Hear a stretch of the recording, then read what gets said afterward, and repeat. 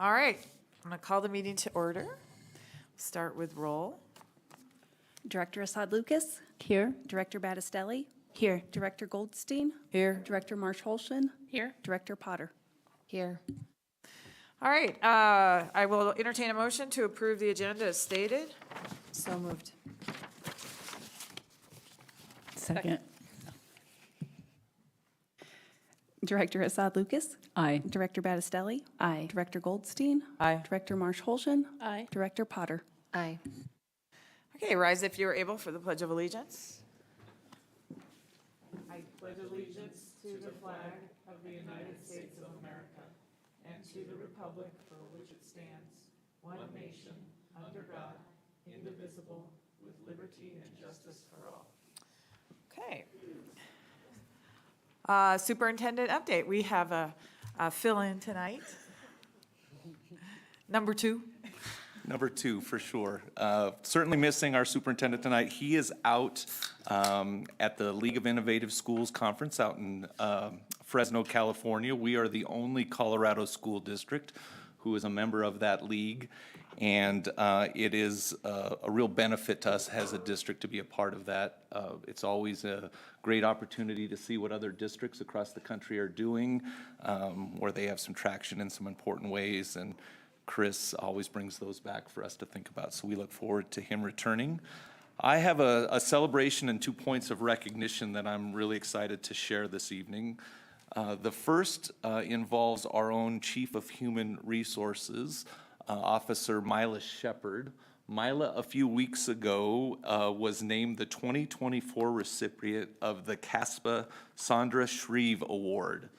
CASPA is the Colorado Association of School Personnel Administrators, HR staff. It's a subset of the CASE organization here in Colorado, and the Sandra Shreve Award is the award they give to the most outstanding HR staff member in the state of Colorado. And it's just a huge and very well-deserved recognition for Mila. She's not here tonight. I hope perhaps she's watching at home. But we have been so fortunate through the years to have Mila leading the way in our HR department. There's a quote in the press release that came from our own Joe Ferdani that I think captures Mila perfectly.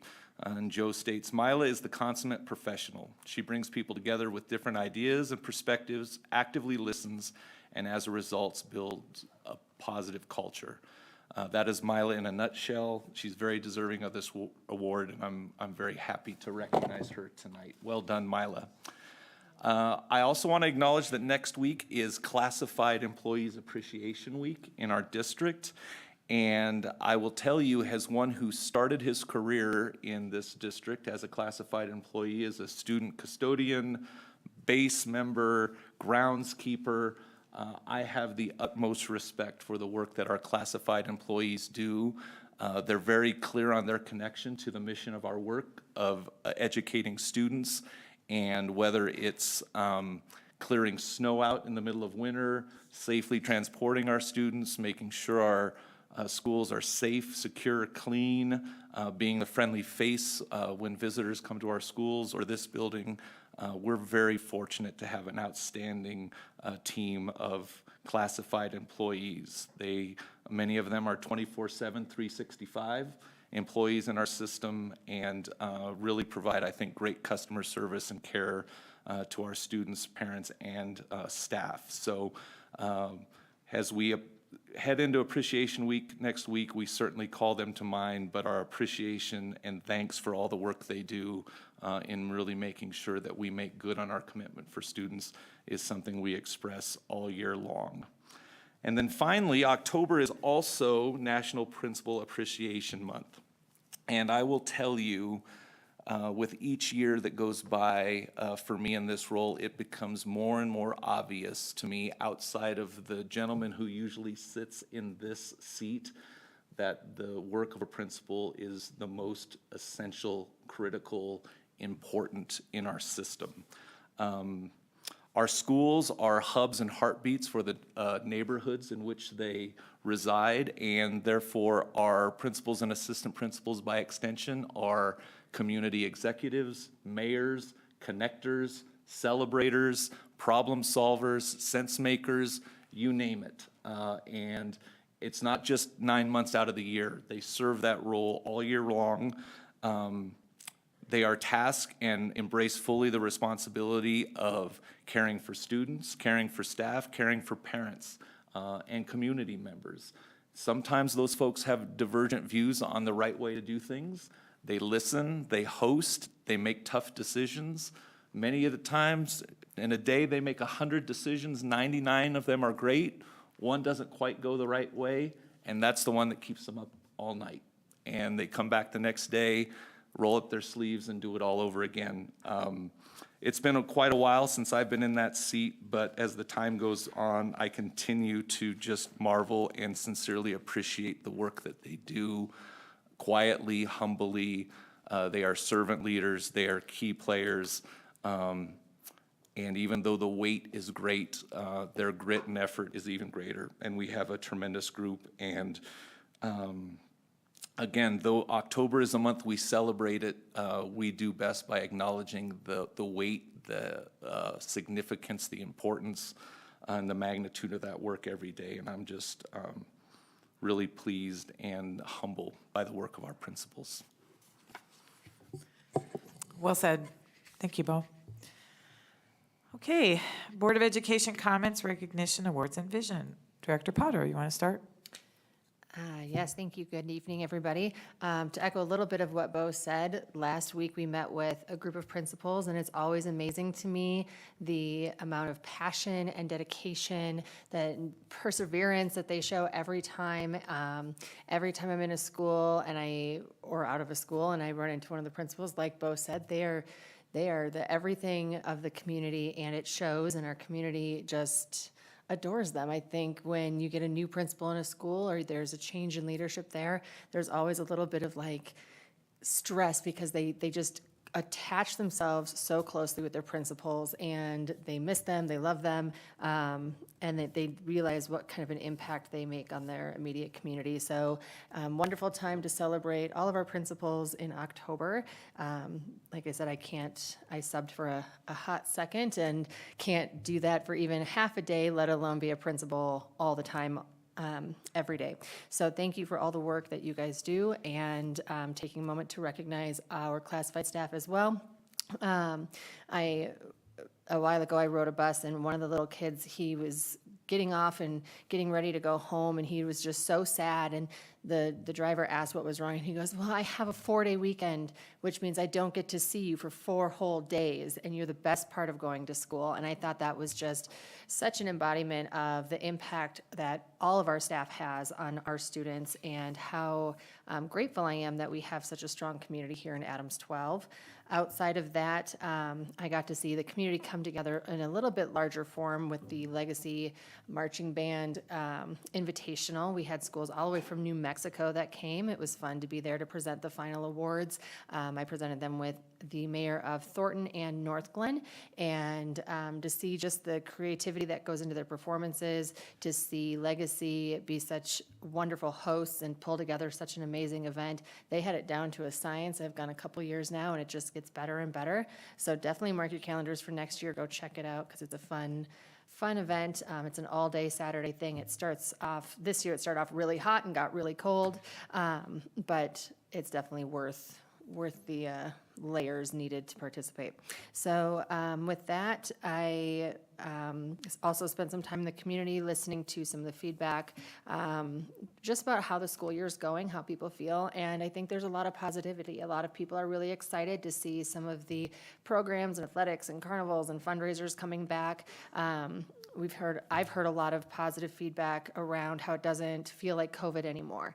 They're having real school years, they're getting involved in their schools, they're participating, they're carpooling, they're doing all the fun things. The cold and flu season hasn't been too bad yet, knock on wood, but just a lot of positivity. So thank you to everybody in Adams 12 for making that possible, because it is so wonderful when our parents, our kids, our community members are just so excited to have school in session. So thank you.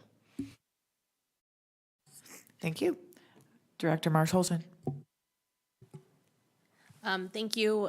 Good evening, everyone. I too want to just take a second. I am the daughter of a middle school principal and a classified elementary employee. So I saw the stress. Thank goodness they were not in my schools, because that would have been way worse. But I can echo, and our principals sitting here know that is all true, and it's not a stopping job. So thank you to those that serve those roles. We started at Broomfield Days, and want to give a shout out to Horizon High School, who won the marching band award for the parade.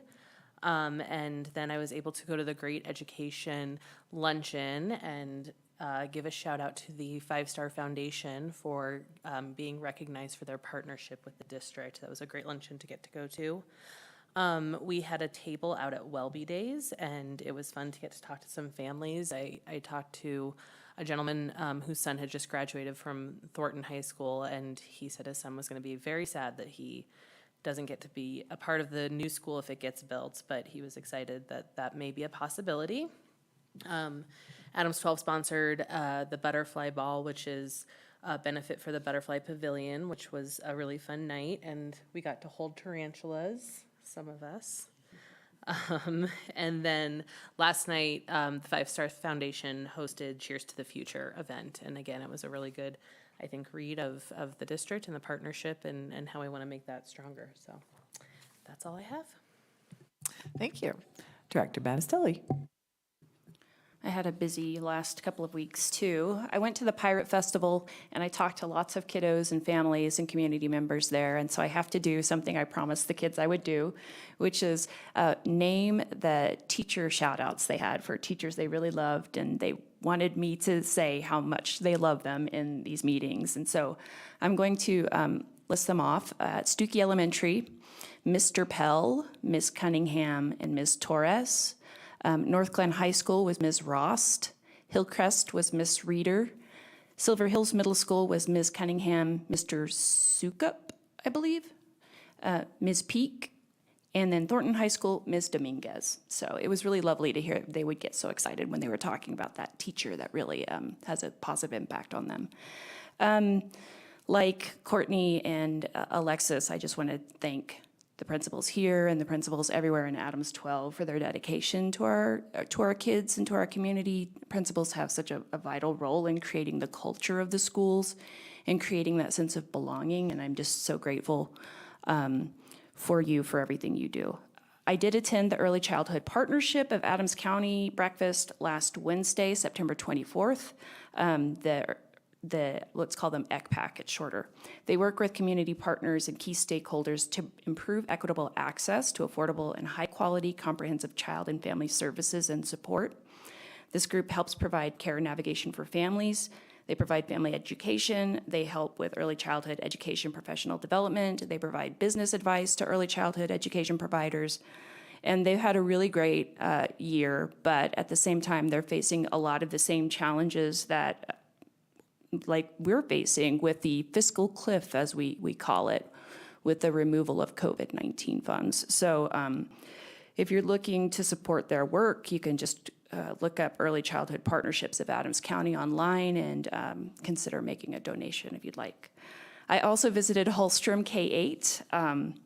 Hulstrom is our only gifted and talented public school in the district. They've been ranked number 7 among Colorado elementary schools and number 1 in Adams County for both elementary and middle school, according to U.S. News and World Report. They're ranked number 6th in the state for their middle school.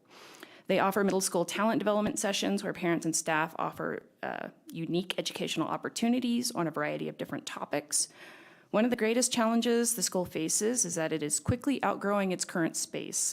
Touring the school, I noticed that they have been very careful to utilize every last inch of space as creatively as they can. But in the future, there likely will be a revisit to that building size, I think. It was a great visit. I appreciated seeing the kids work in the classrooms. They're very dedicated and eager to learn and very professional. I'd visited previously, and we were talking with the principal, and the hilarious story is that the 7th grade boy walked up to us, and he goes, "Excuse me, I'm trying to work on my presentation, and you're being loud." So our group had to move along. I'm not going to complain about somebody who wants to do their work, okay? And then finally, I attended the Legacy Band Festival. It was a lot of fun. I attended with Lee Peters back there. We gave the 4 o'clock awards, the preliminary awards, I believe, and I also presented awards with Devin Schaff. And it was an honor to recognize the hard work of our kids who take part in the marching band throughout our region. The funny part is when we would give the awards, the drum majors would do a sort of a fancy precision salute. And watching the way Devin Schaff reacted to that at first was pretty hilarious. We weren't expecting it, and so we were sort of just like, what's happening? But it was a lot of fun, and I really appreciate being, invited. I felt very honored, so that's it. Thank you. Director Assad Lucas. Good evening, and thanks for being here. Looking forward to hearing from you guys soon. So we had our first, it's also been a really busy couple of weeks for me. Kicked it off with our first IBS meeting of the season. And we got a lot accomplished that first meeting. So it was a great start and what we get to look forward to the rest of the year. I had a 5-Star Foundation board meeting. I'm the liaison between the district board and then their board, and the meeting happened to be at the same time IBS was, so I got to attend the beginning of the September meeting and share just an update about the district before having to leave for IBS. And then, as Alexis shared, they had their strategic planning kickoff or launch event yesterday, and it was very, very, very well attended. Great support, great community partners, business partners that were there. We got to hear from foundation leadership, from Bo, from DTA leadership. So we very much appreciate the partnership with the foundation and all they do to help support, which also was highlighted at the Great Ed Colorado Luncheon that Chris was able to share and speak at regarding the resource closets and the support that the foundation has given to the district in providing just basic needs for our kids in order, and their families, in order for them to be able to show up and learn, because they're not stressing about clothing or food as much as they would be if we did not have these resource closets available to them. Which also the foundation has partnered and secured donations from Chevron that was also there and presented that they've been able to provide a lot through their donations, helped source resource closets. So it was a really great event, and very much, again, appreciate the 5-Star Foundation. I got to visit a few schools these last couple of weeks, North Glen Middle being the first since the last board meeting. And just got to hear about the great things that are happening, their goals, what they hope to accomplish this next coming up year. And it's Sarah Stone's first year as principal there, so she shared all the things, her transition into that role, which has gone very smoothly. So very excited for North Glen Middle. Visited Stookie Elementary, where I got to hang out mainly in the kindergarten classes, and it was so cute. These kids, and they have such a high number of newcomer students, and they really love ST math. I mean, that's just happened what they were working on when I was in there, but showing me and teaching me how to do math, and so cute. And I shared, so when I was a school-based therapist, I would go in to different grades levels and do just like hour lessons. And after leaving a kindergarten classroom, after doing just a 1-hour lesson, I realized that kindergarten teachers are unicorns, because after 1 hour, I was exhausted, so, like, but it was so fun. Like, it was just fun getting to hang out with them.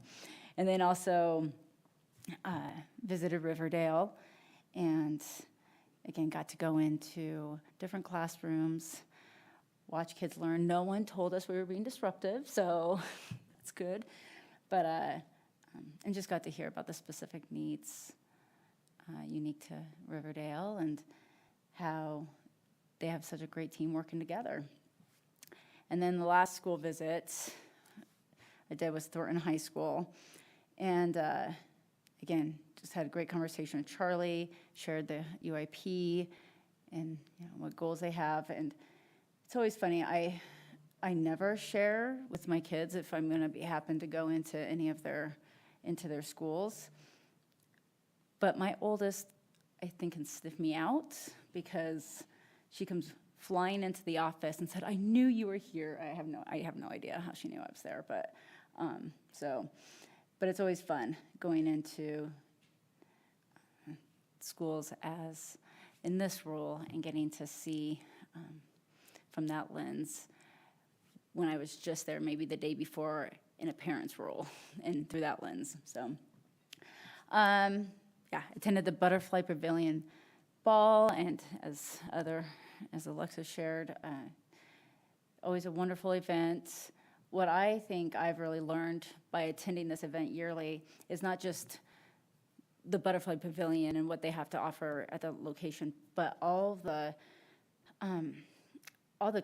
conservation efforts and research that they do worldwide, and just how amazing work they're doing, and such unique thing. Like, I mean, the bee fence, is that what it was? And yeah, the bee fence to keep elephants out from villages in Tanzania, and I mean, just other things. It's just so cool to hear about it.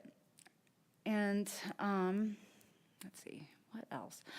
Our principal meeting, and I saved this for last because this is probably one of my favorite meetings of the year, getting to hear from principals because of the conversations we end up having, and they're not always easy conversations, but they're so informative, and it's so helpful for us to hear from you guys who have your feet on the ground, doing the day-to-day, and just the uniqueness of each building as well. And so just send my gratitude and my extreme appreciation to you all and to all of our principals throughout our system.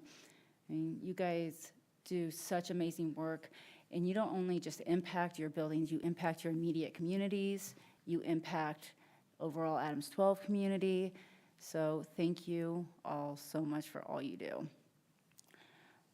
And then last but not least is attended the Federal Heights City Council meeting last night, as they were going to vote on a resolution to support the bond and mill, and they unanimously supported it. So very exciting that we have such strong support from our municipalities and leadership. So we will be attending a couple more city council meetings in the next coming weeks, and hopefully we'll receive their support as well. So that is all I have for tonight. Thanks, everyone. You've been busy. Do you have Find My Friends on your phone? Do you and Kelly? Because maybe that's how she knew you were Oh, there. we do. Like, well, I mean, I track her, but apparently she can track me, and I don't know how to disable that. I did a lot of the same things that several other of our board members mentioned. I had negotiations. On the 20th, I went to the 5-Star Leadership Academy. That's a representative group of community members that meet once a month, and they learn about the district. And so it was the first meeting, so I've been going to the first meeting the last couple of years as in this role. And I stuck around because they had a guest speaker, Martin Corkeson from Colorado State University, and he talked about tackling wicked problems through deliberative engagement. And very fascinating to listen to, because we do live in a world where there's a lot of wicked problems, but not necessarily wicked people. And just learning how to communicate. We've kind of lost our way in a lot of ways. The 20th and 21st, I had a CASB board meeting, and so I represent our region on the CASB Board of Directors. And we spent a lot of time, we've been working on our policies and cleaning them up. And we talked a little bit about our diversity and equity and engagement policies, our legislative resolution council, and our federal relations network. Just kind of cleaning those things up so that modernizing it, because they just haven't been looked at for a while. And the CASB Board of Directors, they voted to oppose Amendment 80. And the conversation was very robust and from both sides of the aisle, because there are people on both sides of the political spectrum, or all over the political spectrum, on that board. And pretty much the sentiment was we don't want public dollars going to private schools. I got to go to the Great Ed Luncheon also. I got to see our 5-Star Foundation honored and listen to Chris talk. And then that night I went to the Broomfield City Council, and I had 2 things to do that night. The first one was to speak on behalf of 5D and E, and I spoke, and Chris also spoke, and I didn't realize I got more than 3 minutes. I got as much as I needed, but I didn't need much more. But I was part of the agenda, and the council voted unanimously to support 5D and 5E, so that's another community to check off. And then I did my role as the Broomfield Urban Renewal Authority. I'm one of 2 non-city council members on it, somebody from the fire district, and then I represent the school districts that are in Broomfield, even though I don't live in Broomfield, but that's okay. It's okay to do that. Unfortunately, what we were voting on that night was what to do with the First Bank Center, and the borough had already voted to close it, get rid of it, and so now we decided on how to get it taken apart, because we have to be environmentally conscious about that. So that's what I did there. Then I went to Rocky Mountain Elementary on the 25th and saw Kate over there, and walked around the school and saw all the great things that are going on there. Those folks are working really hard. Got a close look at Squires Park, because the city of Westminster is doing something to it. And then we had the principals meeting that night, and I just want to shout out to all the principals. Many of you I've worked with over the years. I mean, it's been really a pleasure working with all of you, and I do know how hard you work too. It is a 24/7 job, and even if you're not actively engaged with what's going on in your school, it's still up here and you're still thinking about it all the time. So thank you, principals. I'm volunteering with Junior Achievement again, and there's 4 classes, and it's on entrepreneurship and networking. And I'm at Mountain Range High School, so I've already done 2 classes, and I have the honor of being in the class with the 2020 Colorado Teacher of the Year, Hillary Wimmer, in her class. And I've really been having a lot of fun in there, talking about branding and networking, and we're going to do interview skills and resumes. And, I can contribute to the conversation.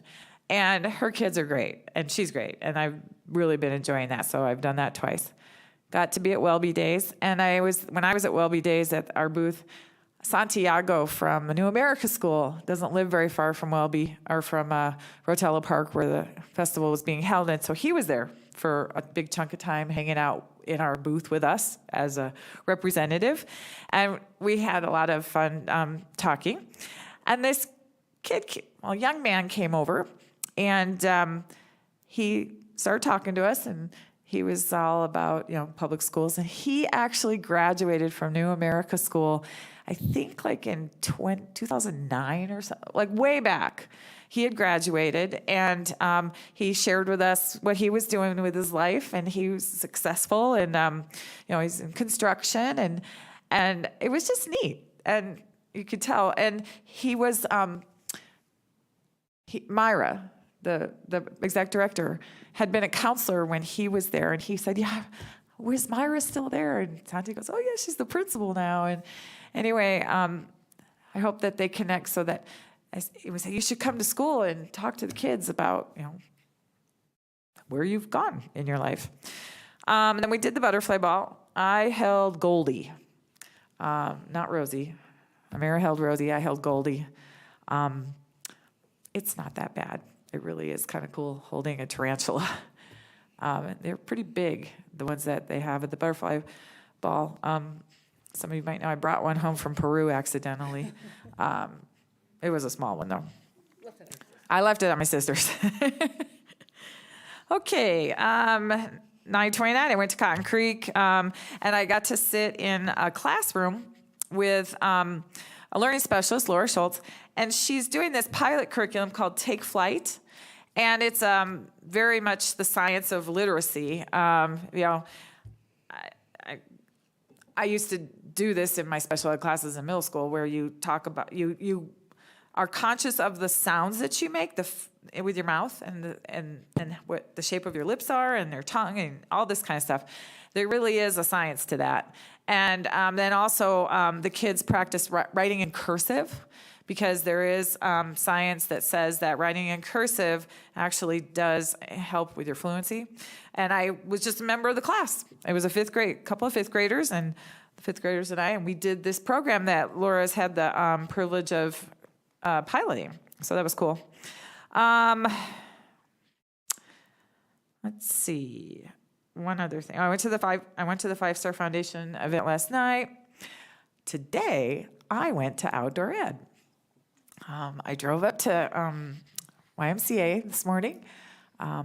STEM Launch is there, and I had run into Felicia Evans at the butterfly ball, and we were talking. She said she was going. I was like, oh, I want to go, because I haven't been in like 15 years. Because when I was I was a middle school teacher. I got to go everywhere. I think Marty even got to go with me once or twice, and I really enjoyed it. The last time I went, I was 7 months pregnant with my soon-to-be 15-year-old, and I went and I was part of a class. We went and we learned about some of the what do you call it? The ancient people that lived there. They were pre-Native American, like pre-Ute. And there's evidence in Rocky Mountain National Park of their existence, these nomads that lived there, and they found spearheads, and we threw spears using one of those, I don't know what it's called, but it was kind of like what they use in Peru also, and we got to play with that, and we got to talk about where were some of the things in the environment that provided shelter from the elements, and what nomads were like and how they traveled around. And I also got to see the aspen. That's kind of was a treat. So that's my last couple of weeks. Sorry, I've been busy. Okay, public comment. No one has signed up to address the board during tonight's meeting. Okay.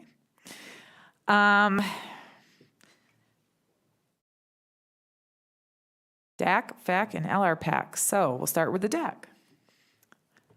I was unable to attend the DAC meeting, but what I do know they discussed is there is some revisions to be made to the bylaws for the District Accountability Committee to bring them in line with what is specified in state law. So, and that's all I know. Thank you. One other important item that the DAC bylaws address is expanding the pool from which they can select parent members of policy council, and the proposal is to change the selection group from just the DAC to other board committees, FAC, LRPAC. And as soon as they have a quorum at one of their meetings with a 2/3 vote of all members, that'll probably be finalized. Thank you. FAC? Okay, so the FAC met, and still new people, so I know Phil was on to give a kind of overview of what he presents, which is Chris's contract. There was no new updates on Chris's contract, but kind of walking through those pieces. And then we got to hear from John, one of the auditors, on again, not just the auditing, but the overview of that, and the timeline, and their reporting tonight, I believe, so, and the Tabor review. So those were the big hits. Okay. LRPAC met. We had our first meeting of the year, so we had new members. So we did a little get to know you kinds of activities. And then we heard from Bo and Molly on Blueprint. So pretty much what we did. Okay. On to monitoring reports. Yep, I'm going to interrupt here. We have discovered that members of our FAC committee haven't arrived yet. We had some confusion over the start time of this meeting, so I'm going to propose that we skip over the monitoring report for now and have our principals and EDs and Mr. Baina present next. Okay, good idea. Okay. School Unified Improvement Plans. All right, I'm going to invite you guys up to the front. Find your spot. I do need to read the motion. I will entertain a motion to approve the Unified Improvement Plans for Adams 12 schools and priority improvement and turnaround as presented. So moved. Second. All right, it's all yours, Mr. Baina.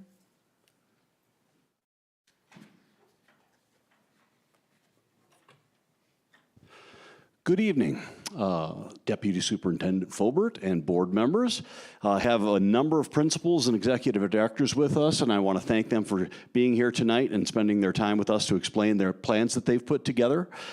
As you know, as part of the Unified Improvement process, the accountability process, we need to submit UIPs to the state, and UIPs for priority improvement or turnaround schools must be reviewed and approved by the board.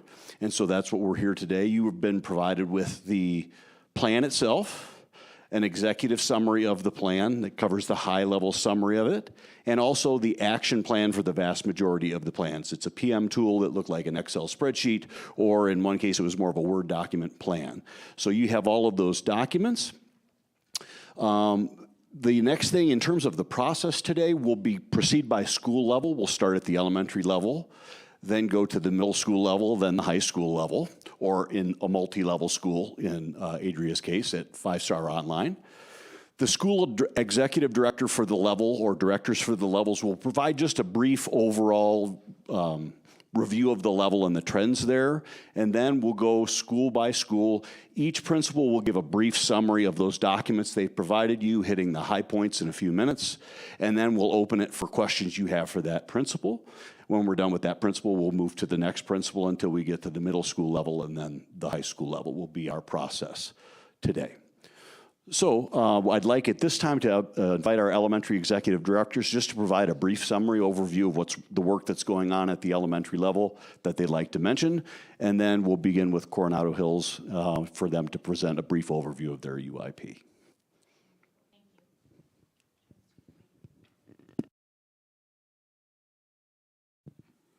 Good evening, Teresa Gilbreth, Executive Director of Elementary and K-8, and tonight I'm here representing our elementary principals.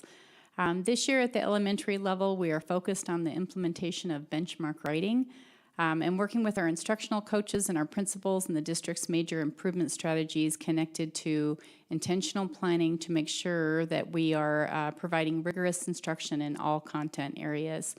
As you know, we're in year 3 of the implementation of benchmark reading and year 2 of administrating our D8 assessments. We're also diving into lesson internalization, planning intentionally with the knowledge of individuals in mind. And tonight you're going to hear from 2 of my schools that are getting just a little bit higher level of support. So we're going to start with Coronado Hills. Hi, good evening. My name is Kathy Cahill. I'm the principal at Coronado Hills Elementary.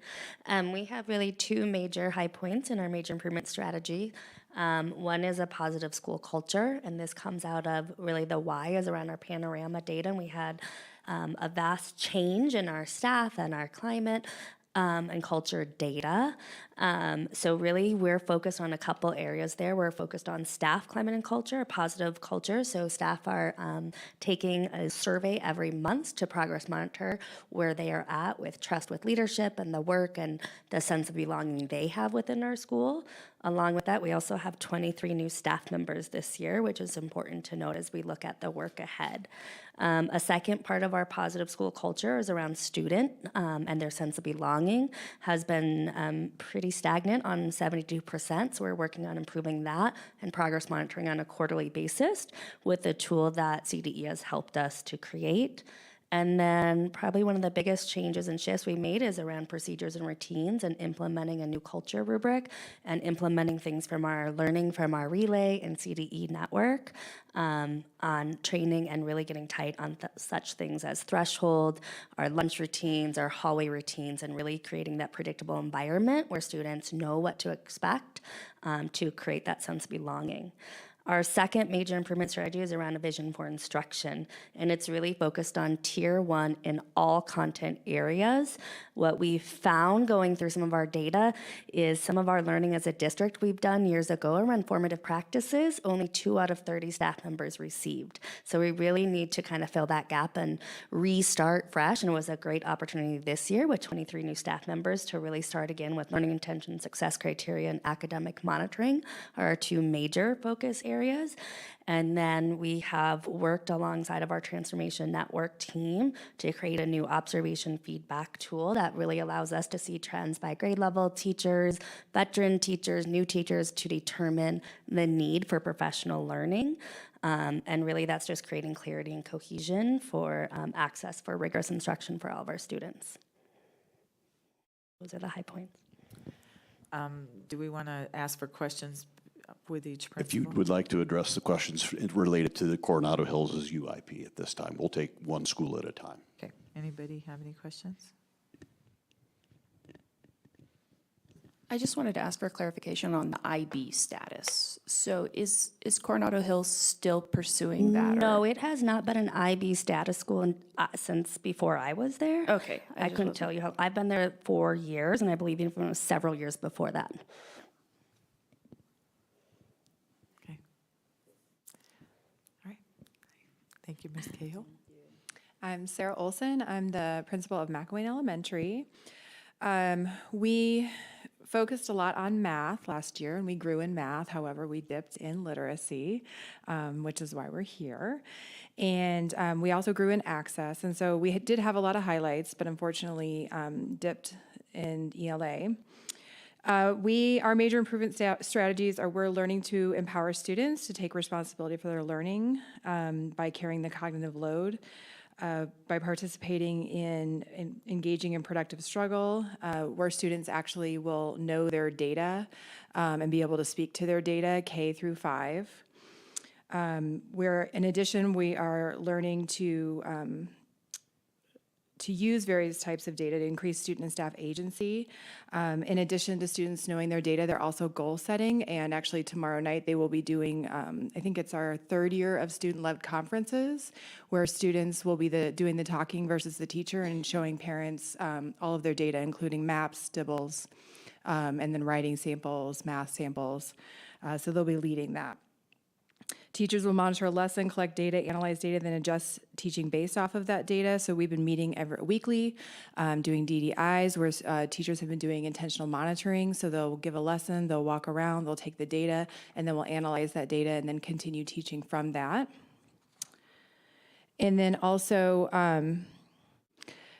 again, learning to engage students in ongoing goal-setting cycles so they can own their learning. We have a flex time built into our week where students specifically look at their work and set goals for next week. We feel strongly that if students are the ones who are, if they know their data and they're setting their goals and they are the ones attempting to reach their goals, those are the things that we can control. And they'll start to, continue to raise their goals and hopefully reach them and grow based off of that. Any questions? Thank you. Okay. Sarah. My name is Grace Taylor, and I'm the principal of North Star. Before I start, I just want to give a shout out to our assessment team. Dave and Kim, Jerry, and Albert, because we could not do our UIPs without all the amazing data that they provide. I was working on it one weekend and I emailed Albert thinking, okay, I'll hear from him on Wednesday, and I heard that day on the weekend. So we have a lot of support that helps us with the UIPs. My data obviously was not good, as you could see in the executive summary and in the Unified Improvement Plan. And you just have to face the fact that it's not at all what you wanted it to be. North Star has been in performance, in priority improvement, in improvement last year, and now we've hit the bottom with priority improvement. So it's kind of a zigzag situation. And I think as a staff, when we look at the data, what is probably most sticks out to all of us is our 5th grade cohort, and the level of drop for 5th grade was significant. And I know it was very hard for our coaches to see that because they work so hard with the teachers in 5th grade. And what we found is we had 2 new 5th grade teachers, one who did not return. And the year before, we also had a new 5th grade teacher who didn't return. And the year before, so it's like year after year trying to build up a grade level that is very important for your CMAS scores. And I can say in all the years I've been at North Star, so 13 years, I've hired 1 teacher in 5th grade who's a veteran. And so lots of new people. And so we as a community said, okay, this is just our reality. I remember Bo saying this before COVID actually, love the one you're with because we're not getting a lot of new people into intermediate grades in title schools. And so, okay, who we work with. And so that's why we picked a major improvement strategy of collaboration and really prioritizing, collaborating with each other and getting our coaches in there every day. We're in there every day working with our teachers to increase their skills. And so that is something we do targeted on. Every other week we have extended plan where they work on their planning for writing, which is our new curriculum. And then every Friday we do data-driven instruction so that teachers are looking at student data every week and thinking about, okay, how can I change my instruction to better meet the needs of my students? We also look at DIBELS data. As a district, we all look at our DIBELS data for progress monitoring. I think that's probably the scariest thing is our reading data for this year.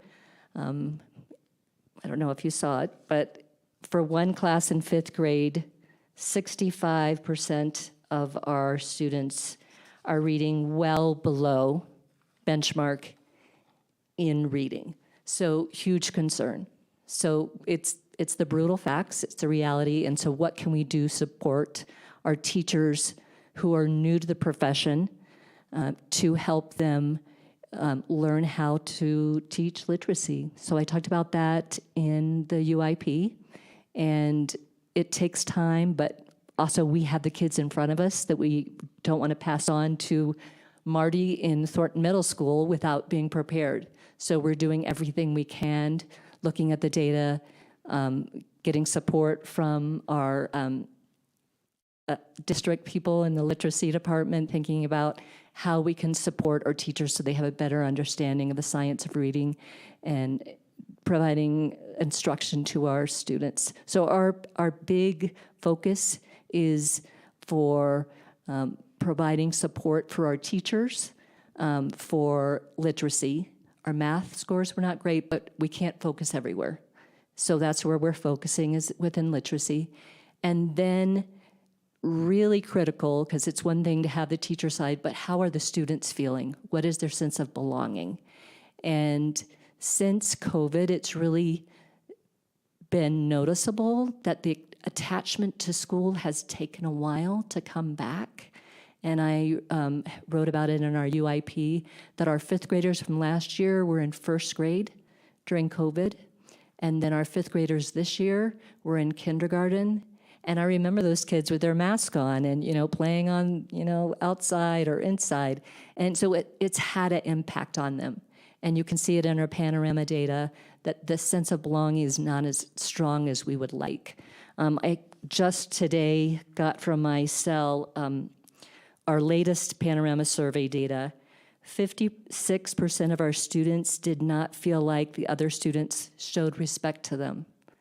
That has an impact of how you feel in school if the student next to you don't feel like they respect you. So we're working on that with our cells, and we do that. We have a check-in, check-out system for kids who are at high risk. We also have lunch bunches with our cells, and they focus on particular skills depending on which group they're working with. And then we use Second Step, and we also have community meetings to build that sense of we are a school, we are a community. So together building a community with our students and staff, and then also doing everything we can to increase the capacity of our teachers to meet the needs of our students. And we're working really hard to have better scores so that our fifth graders going to Thornton Middle will be in a better place, Marty, promise you. Thank you. Any questions? No. Okay.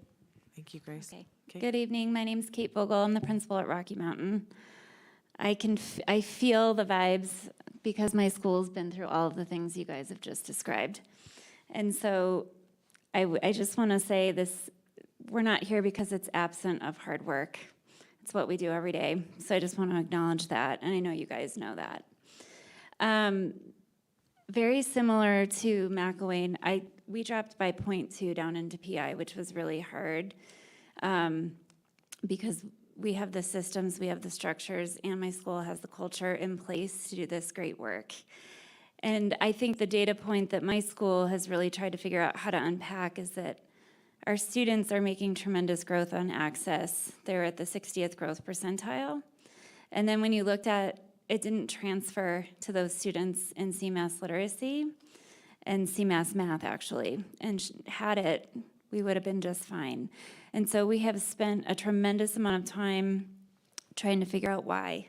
Why isn't it transferring when they took that assessment? So this year, my school, we are focused on feedback and academic monitoring. We have partnered with CDE for the last several years. That partnership still stays the course. My CDE partner comes now, will just come on her own and meet with my assistant principal and I, because I just value the input that she has and their turnkey professional learnings that they've been offering to us.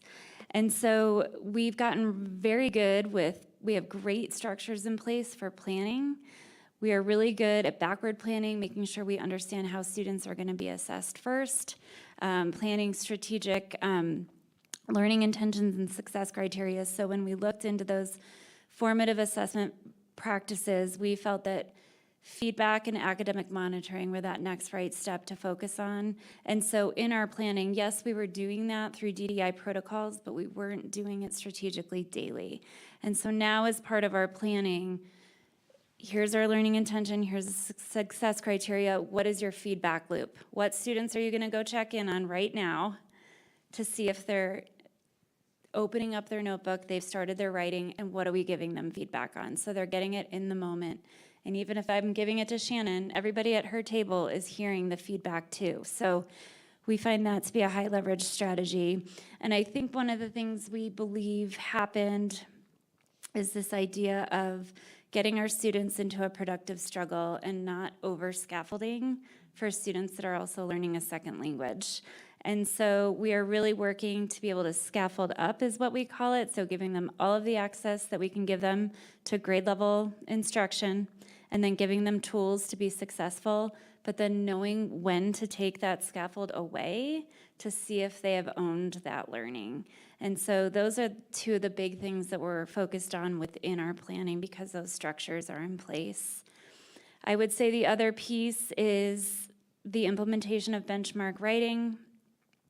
we had not been intentional when you think about triangulating your data for readers and making sure that what they're learning as a reader, they can transfer. Because if they know their phonics and phonemic awareness skills, they can transfer that to writing. And so we are working really hard in our DDI protocols this year, not only to look at their content in writing and what we're teaching in writing, but to make sure that those skills that we're teaching in small group reading are transferring to what they're able to produce in writing. So we're focused on that, and then obviously the feedback and academic monitoring are just high leverage strategies that we're also integrating into math, because that is an area that we're still working on. And then as far as academic and social belonging, we've chosen strong classroom cultures from the Relay Network. There's 5 techniques that we've been training our staff on. They're now getting specific feedback on those strategies, but it's really being very clear what to do directions, very simple, be seen watching, least invasive interventions. So if those students are off task, we have really calming, easy strategies to try to get students back on task, and just giving precise praise when they're doing the right thing. And that is a Relay training that we were able to, I think we purchased it actually because it was that good, and we're able to turnkey it. And then the other high leverage training from Relay Network is the participation ratio. So both of these strategies really are integrated to increase student engagement and ownership of the learning. And so we really feel like these are the highest leverage strategies that will get the performance on access to transfer to CMAS. So, thank you. Thank you. Any questions? Okay, thanks. Okay, Shannon. Good evening. I'm Shannon West. I'm the principal at Thornton Elementary. And I've already shared with you in the previous months about our successes with the pilot program and the opportunities it's provided us with bringing teachers back early and really having that strong start. And that's an opportunity that we take, that we are really trying to embrace, because we know that the struggles that my colleagues are facing in their Title I schools is something that we can start to address through this pilot program. It's one of many things that need to be happening in Title I schools, but I appreciate that opportunity, and a lot of our work as a result of this pilot opportunity. So our teacher leaders continue to lean into that work, and creating learning partnerships with teachers throughout our school, in which they identify focus areas that they want to work together in, and then they observe each other. They take opportunities, teacher leaders observing the teachers and teachers observing teacher leaders, and then they have debrief conversations in which they are problem solving and building capacity among each other. So that's been a fantastic opportunity. We have teacher leaders in our building that are consistently getting 60 and 70% of growth on these achievement or on these tests, and we need to continue to leverage them to share what they're doing and why they're being so effective in the classroom. So one of our major improvement strategies this year is focusing on literacy instruction, and that starts in the planning. So that really having a deep understanding of what that assessment, what is that final learning outcomes that students need to be able to perform on, and working backwards and planning rigorous, relevant lessons related to that. Our teachers weekly plan literacy instruction, as well as weekly looking at literacy data. So looking at data or student work, and then identifying trends, identifying what's going well, what's not going well, what needs to be retaught either in small group or in whole group. And there's lots of evidence of targeted small group instruction happening in the classrooms related to that student work, which is awesome. As we go throughout the week and plan and every other content, our teachers collaborate every day and plan a different content area. They're also thinking about where can they integrate that literacy? Where are the opportunities to read? Where are the connections to the writing? We need more at-bats at writing. So we're learning about this. How can we incorporate that? How can we align it to the writing instruction that we did earlier in the day? Our second goal that's critical to student success is that students feel connected academically and socially. Our students need to believe that they can accomplish really hard tasks, and they need to be able to set goals that they believe that they can achieve. And teachers are addressing this throughout the day in many ways. It starts with our morning meeting and students making that personal connection, talking about what they're going to achieve that day, doing tasks and building confidence right from the beginning of the day. Today I was in a fourth grade classroom and they were setting their goals for the month of October. So, and then they were putting them in their student portfolios. They were setting goals for math based on what their math unit coming up was. They were setting goals in reading and writing. So really giving students that opportunity to own their learning and reflect on their learning. Not all of our grade levels are there, but it was awesome to see our fourth graders there. Also, we're as a school continuing to set goals in what we call like challenges. For one example was doing a math challenge. I threw out the old, who can get to 15% on ST Math first, or the first week of school. Well, lo and behold, knocking on my door last week, I've got multiple kids at 100%. 100% already in ST Math. So I was like, oh wow, okay, we need to, I need to up the celebration because that's pretty incredible, 5 or 6 weeks into school to have already completed, and then checking in with their teacher and being like, are they doing anything else besides ST Math? Are you sure they're participating in the benchmark and the literacy? And they confirmed they were, but these guys, students accept the challenge when you set goals for them, and they want to rise to those challenges. So that was awesome to see, and seeing other kids really persevering and digging into those challenges as well. It's just important that we create those systems throughout our school for students to be owning their learning. Again, we have some people that are there in some grade levels that we're going to be supporting and working with them throughout the year. We're incredibly optimistic about our potential. We look forward to bringing in our learning partners in the district. We look forward to joining the, pairing up with some transformation work because we have room to improve, absolutely. But we are super confident in that we're going to improve our results for next year. Thank you, Shannon. Any questions? Okay. Okay, moving on to the middle level. My colleague Scott Simon and I, our district goals and our middle level goals are very similar, focused on academic planning and making sure that we have rigorous grade level instruction happening and that we're planning for rigorous grade level instruction, and also that we are focused on both academic and social belonging. So much of our work in our one-on-one meetings with principals and also our middle school ILT is aligned to that. And then the second part of our work is all of our middle school principals are using a PM tool, and that is no different for Thornton Middle. You probably saw in our district data that our middle school scores took a little bit of an uptick. Thornton Middle does remain the anomaly. As such, we've been very strategic in how we're supporting Thornton Middle through this process of improvement. Much like Thornton Elementary, Thornton Middle is participating in the Pilot Student Success Compensation Program, which we're very thankful for. They also had the opportunity to bring educators back early for some very intentional professional learning and the opportunity to do some planning to make sure that they were well organized and structured for the start of the school year. This also is important because we know how critical it is to hire and retain educators. That educator is who our students spend the vast majority of their time with. And so that's really critical.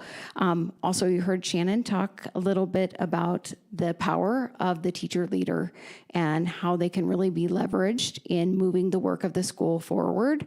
And so our learning services team has leaned in to really think about what that partnership can be between learning services and our teacher leaders, and how we can really be strategic in the support that we provide our Title I schools.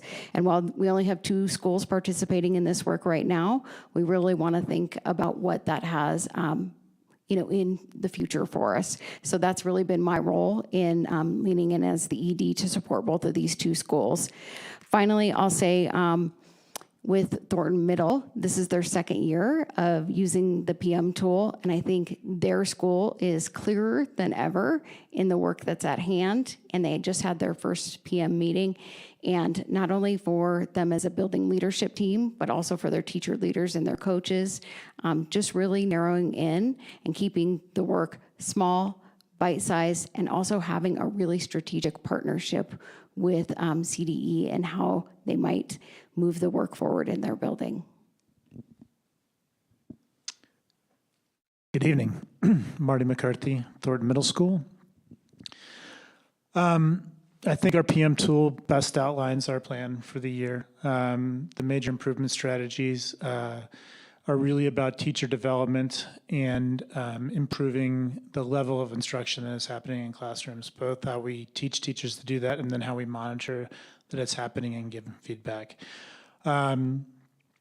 So far this year, we have 25 teachers on our staff who received weekly observation feedback cycles, which is a large number, and we're seeing progress already. We tiered teachers in certain levels of need, and at the beginning of the year, we tiered 30 teachers at the highest level of need, and now it's at 25 teachers. So we've seen some rapid growth, and I expect that to fluctuate over the course of the year. Many of these teachers are earlier in their career, and as you may know, there's lots of ups and downs in those first years. We also are really focusing on instructional planning. Our teachers, because of the pilot, are able to meet 3 days a week to do data analysis and lesson planning, and then also intervention planning. We monitor those using a monitoring tool to see how well each team is going through that process, and that was the focus of our first CDE meeting this year, was to see how our work in planning is translating in the classrooms. And through that meeting and the observations of our team, we've already made some adjustments about where we need to go to next. And then I would also highlight our partnership with CDE as a key component to our moving forward and moving up.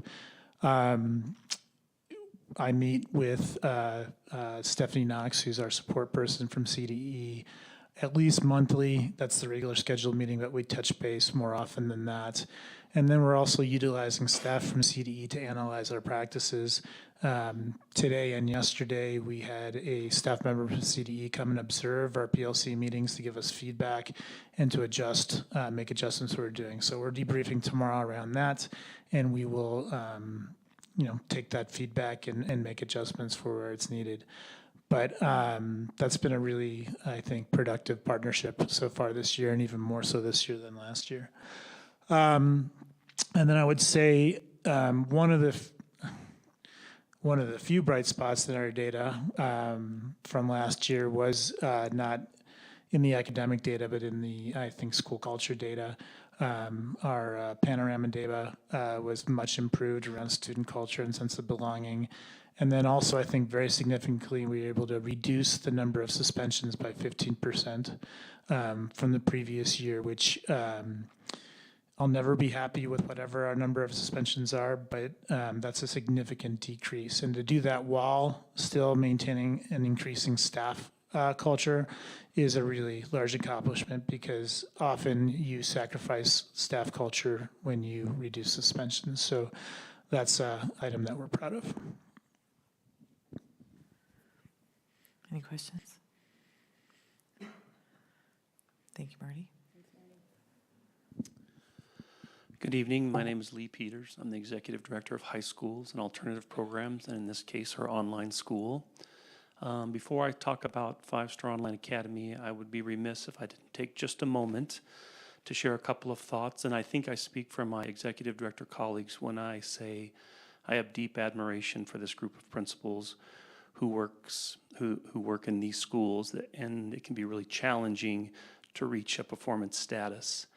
It is incredibly difficult to learn that you remain in or have fallen into priority improvement and turnaround status. And I watch this group of leaders firsthand, and I hear about how they return to work and continue to lean in with their staff and their students and their families to address those challenges and overcome those challenges. So for what it's worth, and I think the board knows this, but I felt it was important to share that about the way I feel and the respect that I have for this group of principals. So with that, I will move on to 5-Star Online Academy, which is our online program. If you don't know, and as a reminder, we started this school in the 2021-22 school year, primarily because of the impacts of COVID. And we knew prior to COVID that we needed an online option because we felt we could serve some of our families better than some of the other online programs that we knew families and students were going to across the state. And when that happened, we charged Ms. Morrison with starting up a school. I told her we'd have a decision in February, and I didn't tell her till late April that we were going to do it, and so she needed to have a school ready by August, and she did that in August of 21 with her and her staff, so kudos to her and the team there. A couple of things that are unique about our online program is we are currently a 4th through 12th grade school. Our elementary program is based on student interest, so we have had other grades as part of our online program, and it's just strictly based on student and family interest, and at this time the interest is at the 4th and 5th grade level. A couple things to know about 5-Star Online is when we started we were a program, so we were not initially a school and did not get an SPF, so we've only gotten state accreditation. This is now our 2nd year as we finished up in May of 2024, where Adrienne and her team have seen an SPF. So we're on the early stages of this program, but now that we're 4 years in, we're very excited about the things that are happening there, and I will let Ms. Morrison talk more specifically about that.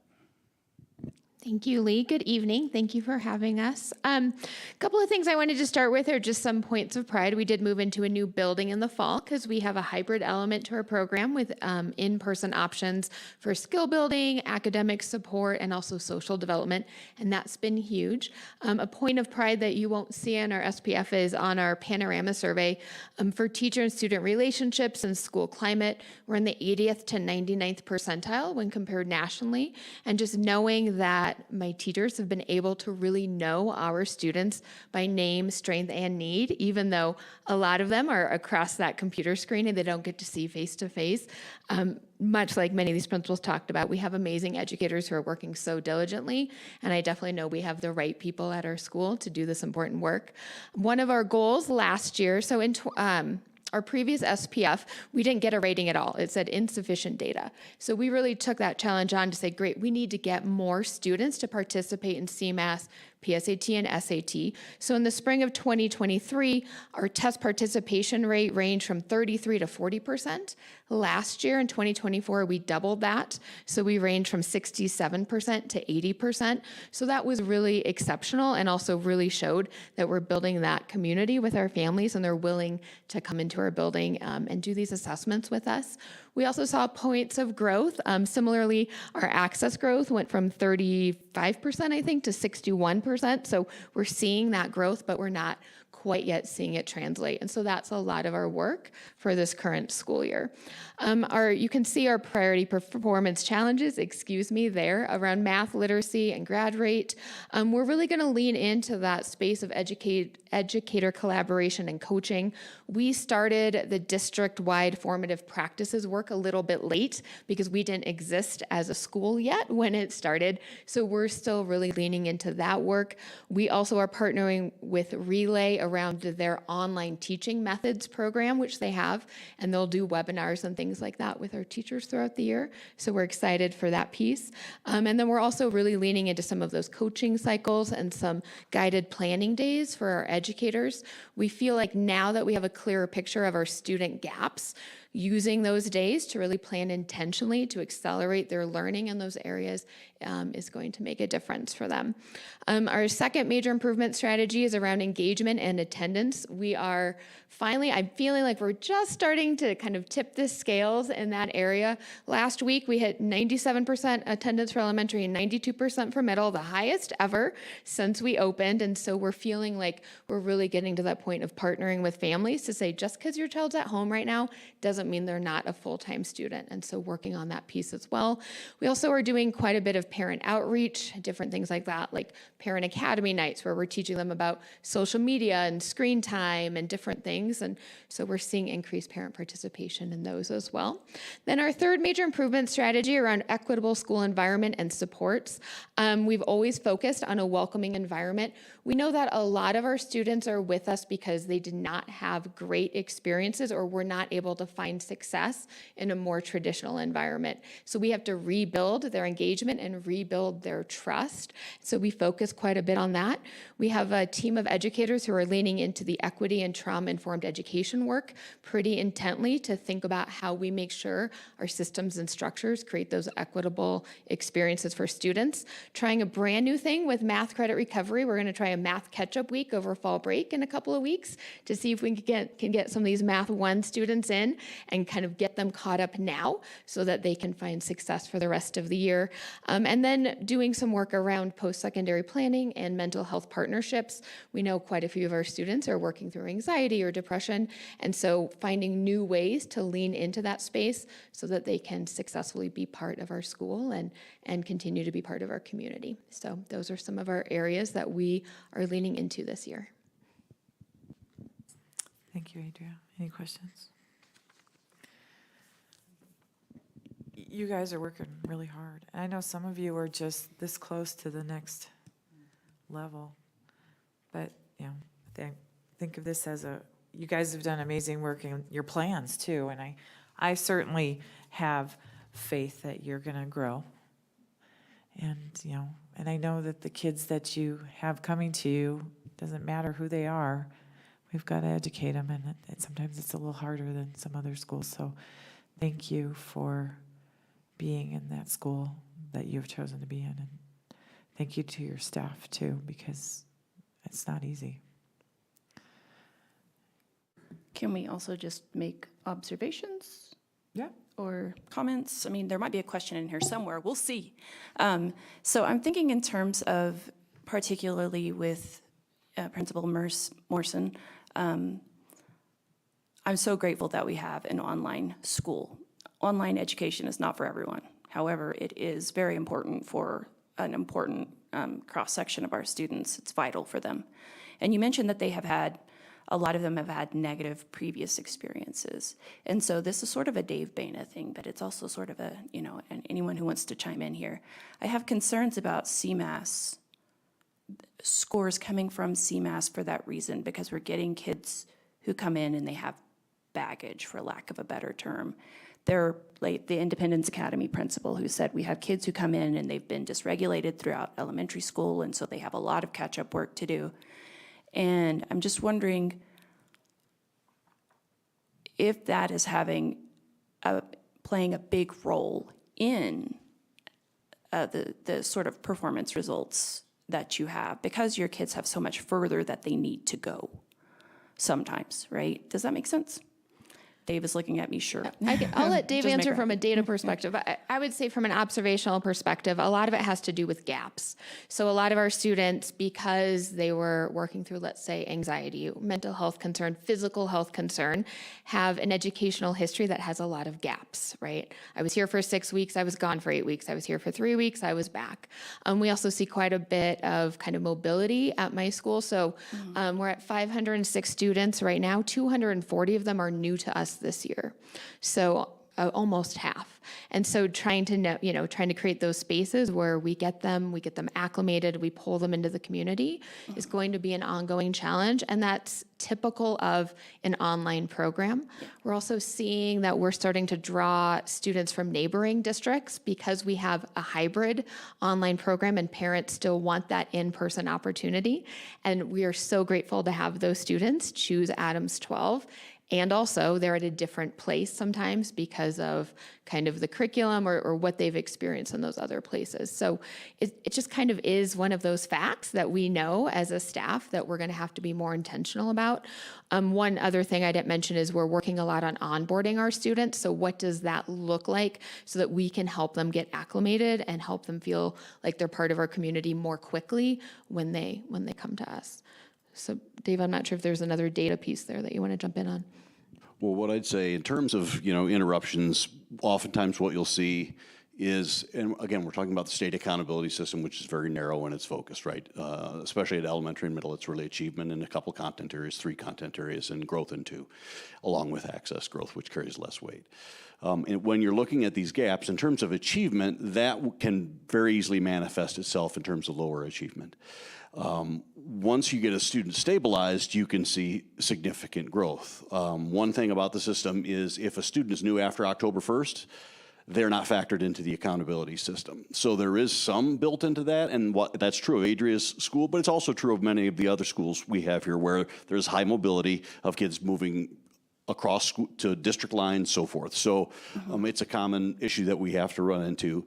It has more of an effect on achievement than it theoretically does on growth, given that there has to be a certain period that they're there for that growth to be included in the accountability system. That still makes it more challenging, but that's the way the system is set up at this point, and it's an unfortunate reality that these schools, it's a challenge they have to deal with that some other schools do not have to deal with, is in terms of that mobility. And I think the important part is it's something that we as the board need to be aware of we can't just take results at face value. We need to really understand those back-end social contexts that are driving some of what we see. And that was another question I was going to have for some of our other schools where if you have a high free and reduced lunch population, that population tends to move frequently. So the issue there is consistency and access to a particular educational space. And so that's another factor that I don't know how we can call it out or make it more apparent, but I think it's something that we do need to weigh when we're looking at schools and performance, because it has a humongous impact. So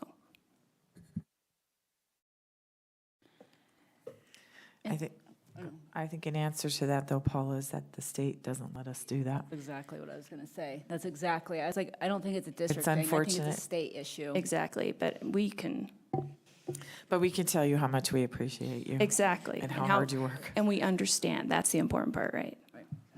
Well, and I was just going to also address, I think I've either had children at your schools or have been in your schools, and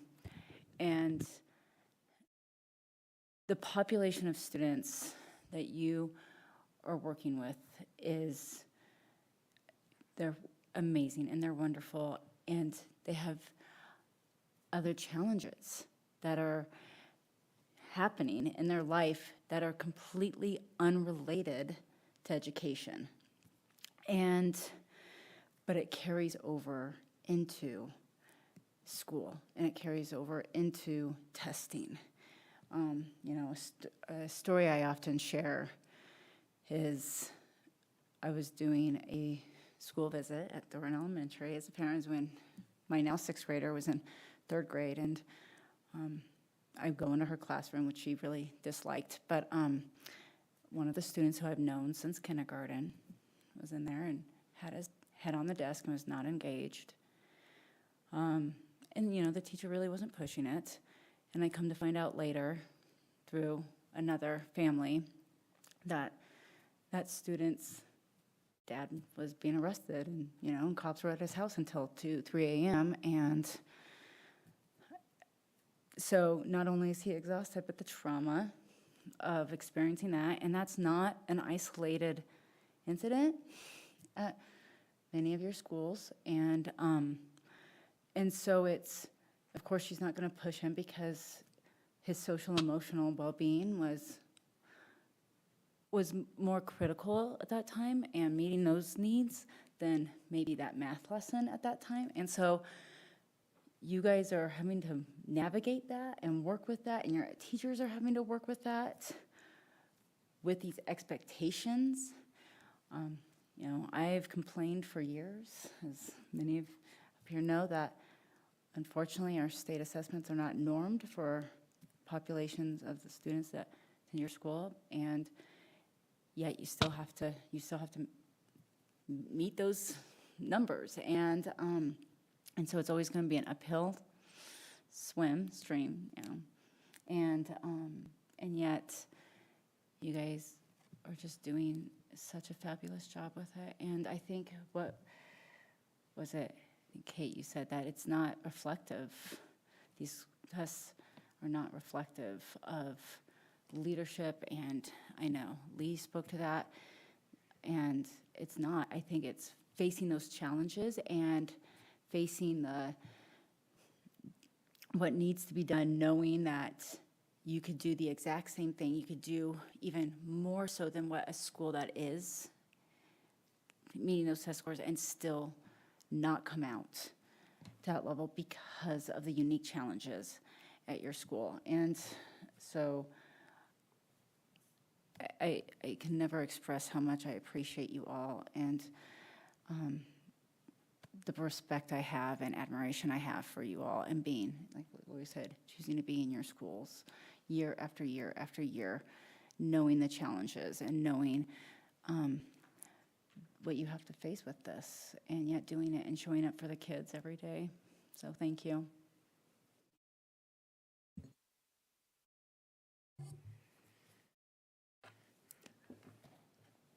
I guess we'll call the vote. Okay. Director Assad Lucas. Aye. Director Battistelli. Aye. Director Goldstein. Aye. Director Marsh-Holshen. Aye. Director Potter. Aye. Thank you, principals and exec directors, and thank you for what you do once again, and we wish you the best, and we will see great things. Thank you. Thank you so much again for being here. All right, I'm going to go back to the monitoring report since the FAC is here. Yep, totally get that. I was going to suggest that, actually. I read your mind. All right.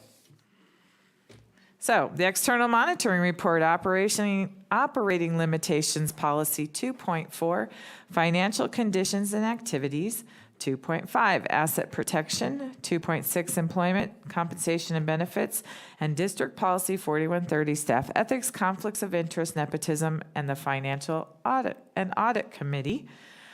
I'm going to entertain a motion to acknowledge the board received an external monitoring report from the Finance and Audit Committee as of October 2nd, 2024, for the period July 1st, 2023 through June 30th, 2024, for the purpose of monitoring superintendent performance concerning board policies 2.4, financial condition and activities, 2.5, asset protection, 2.6, employment compensation and benefits, and district policy 4130, staff ethics, conflicts of interest, nepotism, and finds the facts, findings, and conclusions are reasonable and supported by data that is relevant, justified, and complete. So moved. Second. Thank you. And we have members of the Finance Audit Committee here, along with Ms. Lanier. Okay. Good evening, board. First, I want to apologize for our confusion with the time, and thank you for your patience with that. Really quickly, I want to introduce our FAC members that are here, and then I'll turn it over to them. So we have Kelly Bergstrom, who has been serving on the FAC for 6 years. So really grateful for her service. Michael Chow has been with the FAC. This is his second year returning. And then our new FAC member, Malini Mohan Kumar, did I get that right? I was stressed about that. She is a new FAC member, and I'm so grateful that she was able to join tonight to see how this presentation goes and get to experience the questions you may ask. So I'm going to turn it over to Michael and Kelly. Good evening. Thanks. Kelly and I are pleased to be here this evening representing the 6 members of the Volunteer Finance and Audit Committee, as well as our 2 board members that join us for our meetings, and to share the findings with you tonight of our year-long process evaluating all of the policies that you just went through. So Kelly's going to share some specifics, a few takeaways from the report. Before doing so, just wanted to take a minute and thank Gina, Aaron Oberg, Carolina for their many hours of time committed to working with the FAC. The diligence, foresight, preparation of our monthly meetings makes this a pretty easy process for the volunteers, so I just want to thank them for that. And additionally, through the process over the course of the year, personally I was, and I know the other FAC members as well, are impressed with the preparation, the expertise, the professionalism, and most of all, the patience of the many members of the district management that met with us and politely answered all of our many questions. So really thank everybody for the input and contributions, because what we are presenting here tonight would not be possible without all those efforts. So with that, I'll turn it over to Kelly, and she'll take you through a couple of the specific findings. Good evening. Thank you for having us. There's just a few sections that we wanted to call out as part of our review. First and foremost, the 2.52, or maintenance and facilities operations. While the maintenance team is maintaining a 99% uptime, we are seeing a high level of deferred maintenance. This is a known issue. It has been called out before, and the staff is working to address that, but of course, additional funding like Blueprint would only help. Additionally, in the 2.54A, the transportation department, we'd previously noted that they were having some issues with staffing levels. Over the course of the last year, they have put in several programs that has addressed that, and those programs do seem to be working, so kudos to the transportation team for that. And then last but not least, on the purchasing in 2.54, there were a few minor exceptions that the facility or the FAC did call out to the accounting staff.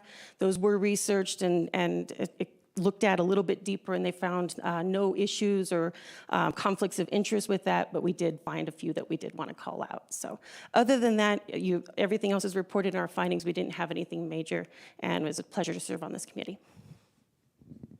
Any other questions? Last thing I just want to say, I'm an old guy now. I'm like 30 years in finance and accounting, and I will tell you that the adherence to the policies of an organization and the controls in place are very much about the tone at the top. And I think that Gina, Aaron, and others have clearly, set a strong tone and conveyed a culture of compliance. And you can see that come through in our meetings, that there's a strong diligence towards that. So I appreciate their efforts on that front. I just want to say thank you both, and other member, and all the members that give your time for the FAC. And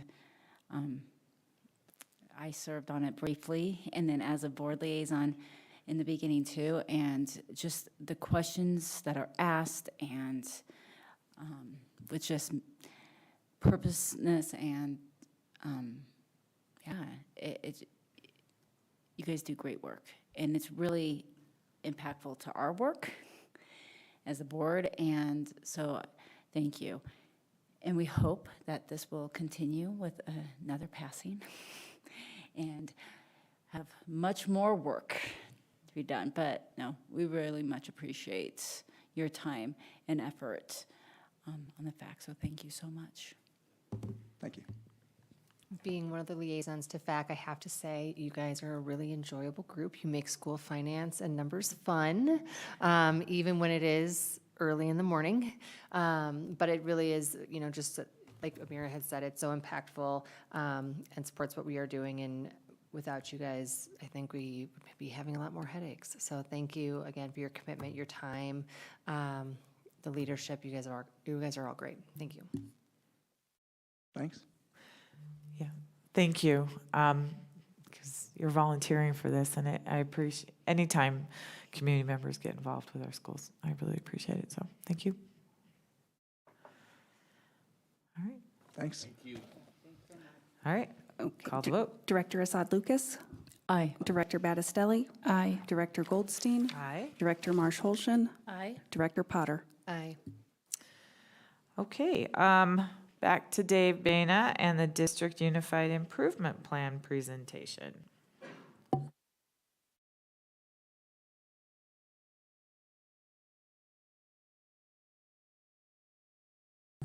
And Megan King. Okay, now you're stuck with me instead of all these lovely people who were up here before. But actually, Megan Kane, our Chief Academic Officer, will be joining me as well as we present the information related to the District Unified Improvement Plan. So to start out, just some context for this year. We've maintained a fully accredited rating for the 6th consecutive year. That's analogous to a performance rating for a school. I'm sure you noticed, those of you that have seen UIPs in the past, that we've transitioned to this new streamlined UIP template. What I can tell you is our district UIP this year was 13 pages. Last year it was 37 pages. And so I think the online template has really provided a little bit more concise, easy to read format for you to really get the high points, and it's reduced quite a bit of redundancy and a lot of the bloat in the previous UIP. So I think this was a welcome addition. I think the principals did a wonderful job of working through their UIPs and giving you something really to chew into in terms of what they're focusing on. And hopefully, as you read the district UIP, you could see this was more concise and focused as well. The other thing in terms of a shift for this year, in the UIP process, traditionally, you would write a 2-year plan. So in other words, we'd be writing, what are we doing in 24-25? What are we doing in 25-26? And as a district, we made a decision that we're really going to focus on 24-25, not knowing sometimes how much we're going to have to pivot when we get to 25-26 or change priorities depending upon how things happen. This won't allow us to exercise biennial flexibility. In other words, if we stayed accredited next year, if we put 2 years worth of targets, we could come to you asking for biennial flexibility, but I think we believe that creating a UIP every year and tailoring it to what we really need to be doing and not worrying about biennial flexibility and having a focused 1-year plan is the way to go. So as you were looking at our UIP, you saw things for the 24-25 school year in terms of action steps.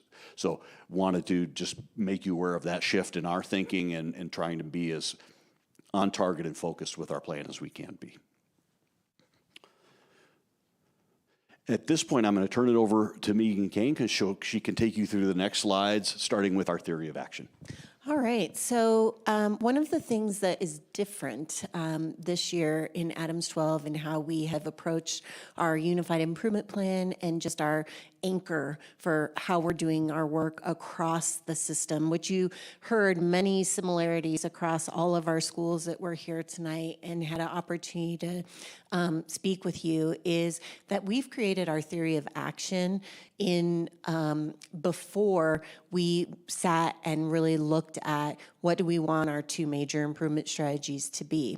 And this happened amongst a group of our learning services coordinators, principals, executive directors, and is all rooted in our data and what the story that our data has been telling us over the course of the last year. So our theory of action is in our commitment to educational equity, where every student receives what they need to develop to their full potential by reducing the historical predictability of who succeeds and who fails, we are implementing the following theory of action. So that commitment about knowing students by name, strength, and need, both inside and outside of our classrooms. And as you all noted in listening to the panel tonight, it is critical to the success of our students within our buildings. Really understanding and actively addressing barriers that students present, whether it's anxiety as a barrier, things that have happened at their home at night, or just getting the appropriate scaffold to learning in place for the students, and really thinking about those barriers that have really been faced by our historically marginalized students, including but not limited to racism, poverty, language difference, and abilities. When educators know grade level course standards aligned to the GVC and how students demonstrate mastery of those standards. So again, you heard terminology tonight like academic monitoring, intentional planning aligned to the standard, intentional planning aligned to how do we remove barriers, and how do we help students own their learning and then give them that just right gradual release when they're ready for us to take away those scaffolds. When educators commit to utilizing instructional methods and practices that elicit evidence of student learning and promote student ownership of learning.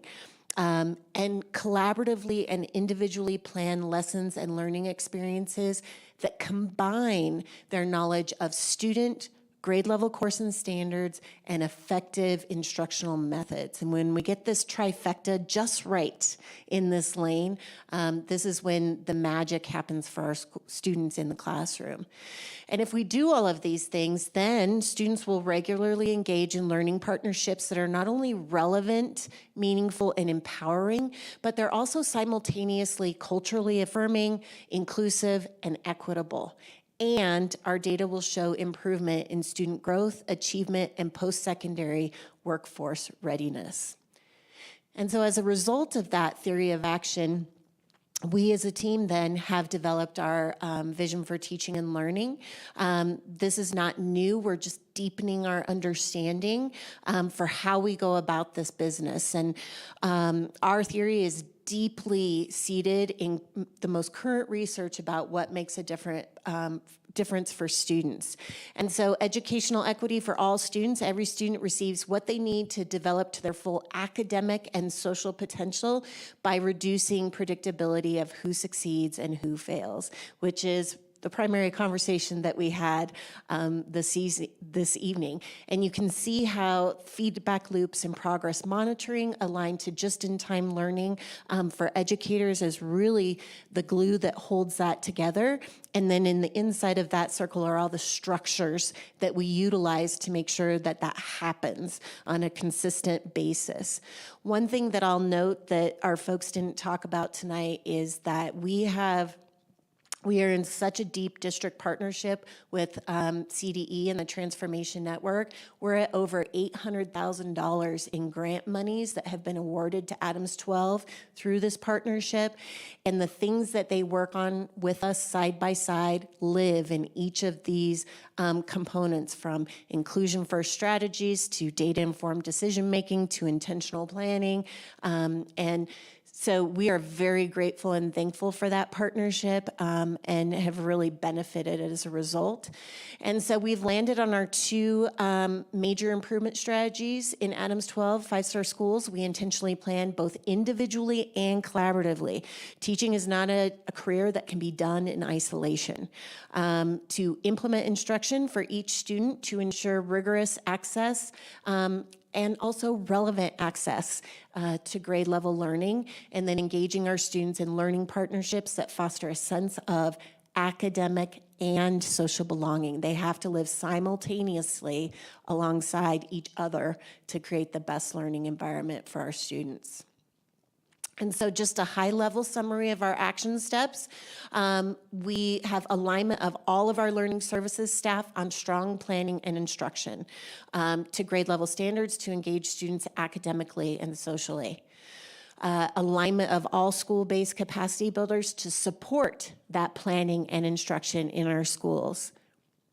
Continued partnership with our CDE Transformation Network. Implementation and learning aligned to the new Benchmark Advanced Writing resource to supplement Benchmark Advanced Reading resource. We're in the process of starting our adoption of a new elementary math resource. We've already had a core team taking a look at that. We've whittled it down to 2 resources that they're examining right now, and we're replicating the same process that we went through when we adopted the benchmark resource. So it's proven to be very effective for us, and so we're working through that. And then our progress monitoring, school and district staff will collaborate to monitor implementation of the major improvement strategies through the following. This is that high quality instructional planning monitoring scale that we know that we have to be clear with our schools. What are we looking for? Why are we looking for it? And how are we gonna know when it's there? And again, we have to give that side-by-side support in small steps over time to make sure that they're aware of that. Student-focused academic team success criteria. As we do our academic team visits across the system, we will be all using the same criteria to determine how close or how far we are from that success criteria. Collaboration with the DAC to observe our academic teams and professional learning, to give them an opportunity to see how we're leveraging and utilizing these tools, and then what's the teaching and the support that goes along with that feedback through that process. So I'll pause, sorry, Dave. Megan. No, go ahead and finish, I'm sorry. I'll pause there to see, that's kind of some high-level information. I know you guys have had an opportunity to preview some of this, but if there's any questions that you have for us that we can answer for you.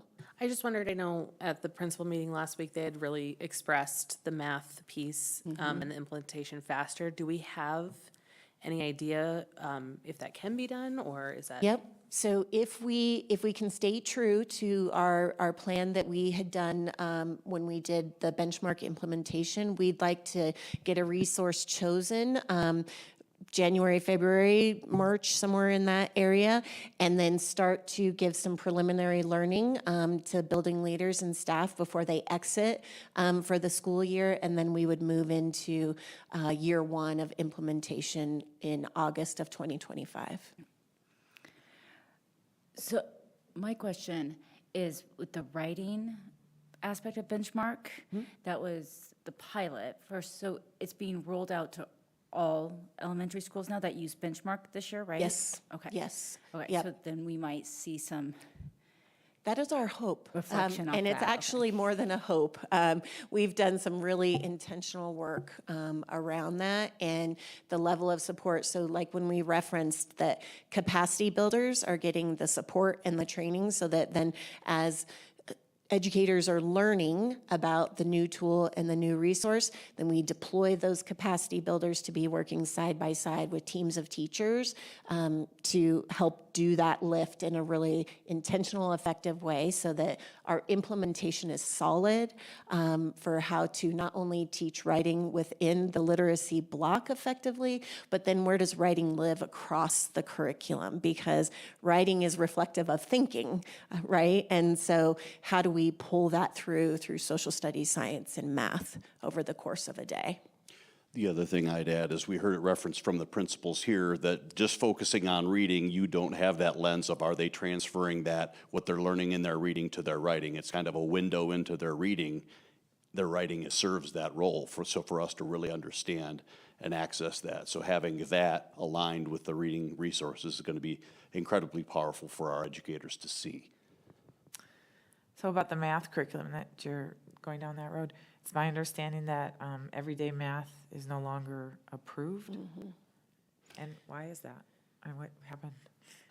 I don't have detailed answers for you today about that, but when there was a shift in the Common Core standards for mathematics, initially everyday math fit alongside that, but now we have the way in which everyday math proposes instruction is not from the inquiry base. It is much more from here's this standard, here's the process we're gonna follow to learn this standard, and much more about students having a plethora of options in how they solve mathematic problems and then choosing the one that works the best for them versus having students unearth their understanding of the math standards through the ways in which we're teaching them. So you may have heard of some things over the course of the last couple of years about thinking classrooms and math classrooms. You may have had an opportunity to see them where students will work more deeply with one or two problems that are specifically aligned to the standard, where they're applying their knowledge, mathematical knowledge to that, and then they're working together to construct meaning from that, and then the teacher is then stamping on the backside, here's the ways in which the student solved this, here's how this met the standard, et cetera. That's a very simple way to explain it, but the everyday math curriculum is just not simply built in that manner any longer. One detail I'd add to that, Megan's right in the analysis of everyday math. The state has taken a very analogous path that they did with reading, where they are bringing content experts, curriculum vetters together to analyze the latest, as they did with reading materials aligned to the science of reading. There's emerging evidence, as Megan talked about, the importance of inquiry and thinking classrooms in mathematics. As that team has worked together and reviewed a variety of curricula, everyday math has not made the cut. So as the state starts to compile these approved lists of curriculum, first in reading, and now they're doing it in mathematics, that's when you hear everyday math is not on the list. it comes out of that work. You obviously note as a board, as you look through our data, comparatively, math looks better than reading. I think that does speak to the importance of consistency over time. Everyday math has been in our system for quite some time. Our educators develop some confidence, some familiarity, some knowledge of that use. That's really important. So as we think about still being in the early stages of benchmark and we go down a new road with math, we have to know that even though I think we're getting a better product, there is an implementation path and comfort with our teachers that is going to take some time. And you heard several of our title principals tonight talk about how often they have new educators in their building. It's why we thought as a district it was really important to pursue the student success compensation work to start to not just admire that problem, but start to actually do something that might improve that reality so that our least experienced are not always in front of our most needy students. But it also speaks to the importance of having really good curriculum resources available for our newest practitioners. But that time piece and familiarity can't be lost in its importance of its impact for our teachers. Okay, I have a mom question, and maybe this is getting ahead of myself a little bit. But does this mean, so like when my children ask me for help with homework, if I don't understand, I ask my mom, and we both look at each other like we learned how to do math very differently than whatever is going on here. Does this mean we'll finally be able to help them with math homework again? Or does this mean we're gonna have to relearn it for like a third time?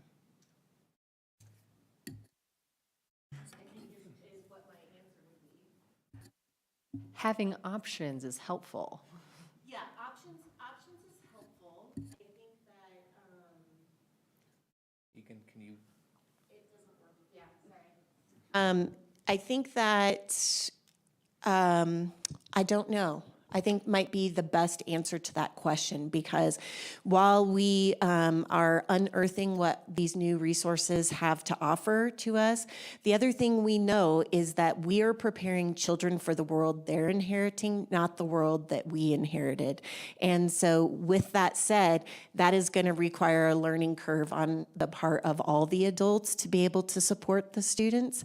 But I will say the things that we have been able to do successfully in the past, anytime things like that have transpired, is schools have been really thoughtful about that family partner engagement, where they offer learning sessions for families to come in about what's the best way to support your child as they have questions about mathematics, et cetera, literacy, whatever it is. So we will have to be very thoughtful about that, because it will be an adjustment for our families as they work to support their students. And the bad news, Ms. Potter, is that I have now 3 graduates, and quite honestly, they surpassed my math skill by literally their second year of high school. So you might want to brush up and study up. I don't know if your skills are better than mine were, but they start to get really, really brilliant very quickly. They definitely surpassed me a long time ago. I think the reason this comes up is just because I feel like every time I turn around, I was at a sporting event the other day, and there was a grandma that was like, honey, I can't help you. And just the stress that little girl displayed, because she needs to get her homework done. She doesn't have the help. She doesn't know what to do. They're frantically trying to search on YouTube for solutions to learn the way that she learned it, because it's not the way grandma learned it, and just trying to figure out how to bridge that gap a little bit, so that we are still teaching to, like you said, the age that they're in, but we are providing resources above and beyond. Come in, I mean, I myself have 3 children, and I do not have time to come in to relearn math. So I still wonder sometimes why I learned chemistry, and I've been waiting for a time to use it as an adult, or calculus. But besides the point, I think there's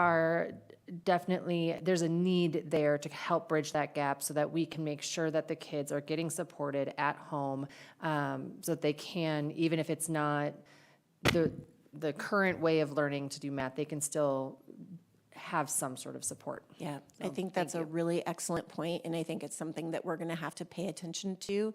And likes Benchmark Advance, just because it's our most current adoption, things like access to Benchmark Universe, some of the tools that come along with these newer resources are much more robust and helpful for families than what our more outdated resources offer to us. So we'll certainly take that back to our committee and support dialogue around that.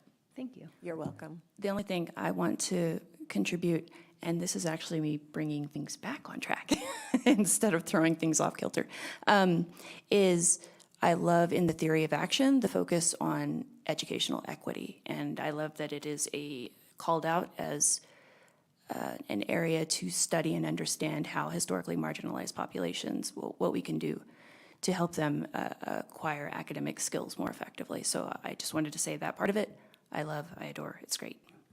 Thank you. Well, thank you. We'll vote on it next time. Okay, thank you so much. Thank you. Okay, back to old business, the resolution in appreciation of taxpayer investment in Adams 12 five-star schools.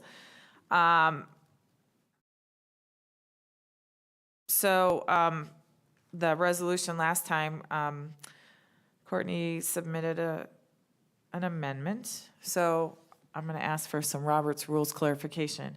So Phil, do I ask for a motion to adopt the original resolution, and then is there a motion to amend it or not? Basically, when something gets tabled from the last meeting, we pick up where we left off. And I'm trying to remember where we left off. So I think we had an original motion and we were in discussion. And during that discussion, Courtney made a suggestion and we were kicking it around and then decided to table. So we could continue our discussion, or there could be a motion to amend what's currently the motion, which would be a motion to amend the original resolution with Courtney's suggestion. Okay, so there is a motion then in existence to adopt the resolution. Now, is there anybody who wants to make amendment to that resolution? Is this where I'd make my amendment motion to make an amendment? Yeah, if we want to get real technical with Roberts, we might need to know who made the original motion and second, and I don't know if we have that information available. Because a pending motion is on the table, and then there's been a discussion about possibly amending it, but there's not a motion to amend yet. If this board would agree that it doesn't really matter who made the original motion and second, we could sort of start over. Okay. So if somebody wanted to make a motion to amend, I think they could do that without objection. Do I have to read the whole amendment? You could say you'd like to amend the original resolution as follows, and then read that. It's not that long, is it? I would like to make a motion to amend the original resolution to include the district deeply acknowledges the financial sacrifices made by community members through their property taxes, understanding that these contributions reflect a significant personal investment in the future of our students, and that this generosity has been instrumental in ensuring that our schools remain safe, modern, and capable of providing high-quality education for all. In place of the original. Was it a number? On the second page, number 1, I believe. We don't have to read the information that's being deleted. Does everyone understand that motion? I do. Is there, and then the president might ask if there's a second. Oh, is there a second?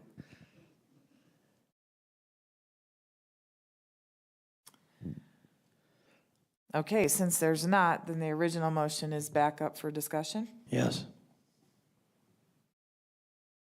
Is there any more discussion on the original resolution?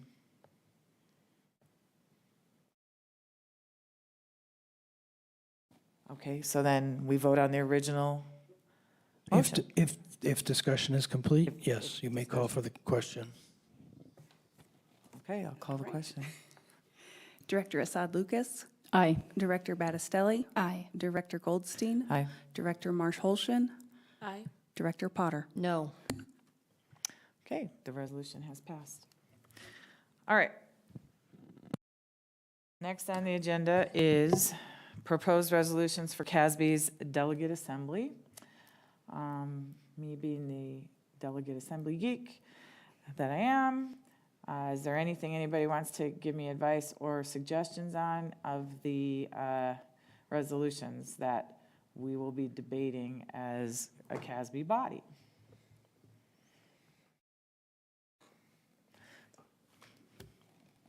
I think since you are the delegate geek,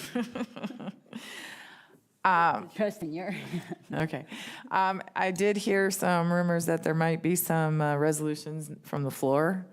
I hope you trust my judgment on where I go with any of them. I think they're legit, though. I don't think there's anything really crazy. I mean, but, yeah, what's been shared, what we've heard, I don't have any concerns. And, you know, especially like the ones that we're presenting. Yeah, I mean, since half the Obviously. resolutions are ours. Yeah. I looked through them and nothing stood out to me as well. I had to remember because it was a few days ago. Okay, well, on to questions for ownership linkage meeting with CSEA, which will be on Tuesday. There's 4 questions. As always, these are just things to get the conversation going, and a lot of times it just goes. Is there anything you would like to comment about or maybe change? Again, I always think these are good fallbacks, but just like with the principal meeting, I always appreciate the openness and what, you know, how things just are discussed very organically, so I have nothing to add. Okay. That will be at 5 o'clock on Tuesday at the CSEA office, which is on Rosanna Drive across from Westview Elementary. Okay. On the minutes, I will entertain a motion to approve the minutes of the regular board meeting of September 18th, 2024, the work study session of September 18th, 2024, and the special board meeting of September 25th, 2024, as presented. So moved. Second. Any discussion? Okay, vote. Director Assad Lucas. Aye. Director Battistelli. Aye. Director Goldstein. Aye. Director Marsh-Holshin. Aye. Director Potter. Aye. Okay, on to the consent agenda. Personnel items. I will entertain a motion to approve the personnel actions as listed: resignations and terminations, transfers and reassignments, employment, and leaves of absence. So moved. Second. Any discussion? Director Assad Lucas. Aye. Director Battistelli. Aye. Director Goldstein. Aye. Director Marsh-Holshin. Aye. Director Potter. Aye. Okay, future agenda items. As I said, Tuesday we have our CSEA meeting. Our regular board meeting on the 23rd is a regular board meeting, but it will not be here because of this place is pretty popular. So we will be at Horizon High School. Do we know what space at Horizon High School? The library? Okay. And there'll be people there to help us find it if you don't know.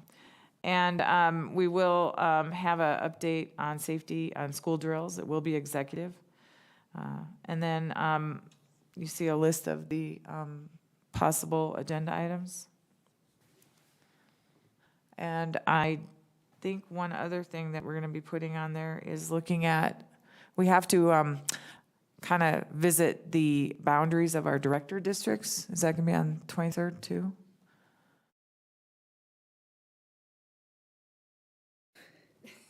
From email back and forth between staff, I believe that's going to be in mid-November. Mid-November, okay.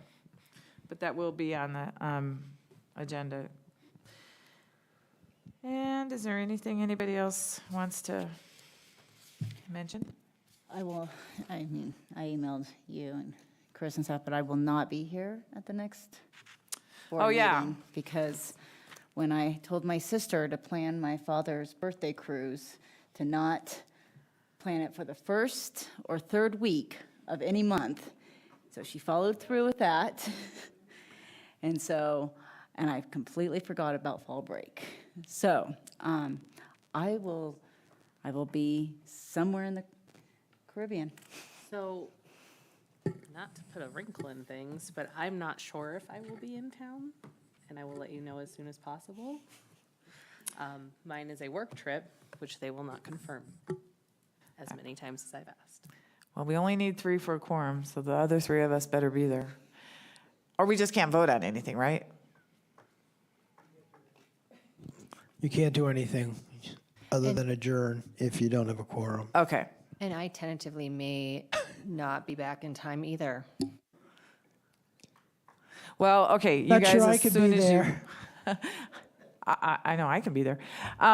Just let us know. Keep us in the loop. If that happens, that happens. I mean, we'll figure it out. It'll be okay. All right. Then I guess I'm going to call this meeting adjourned.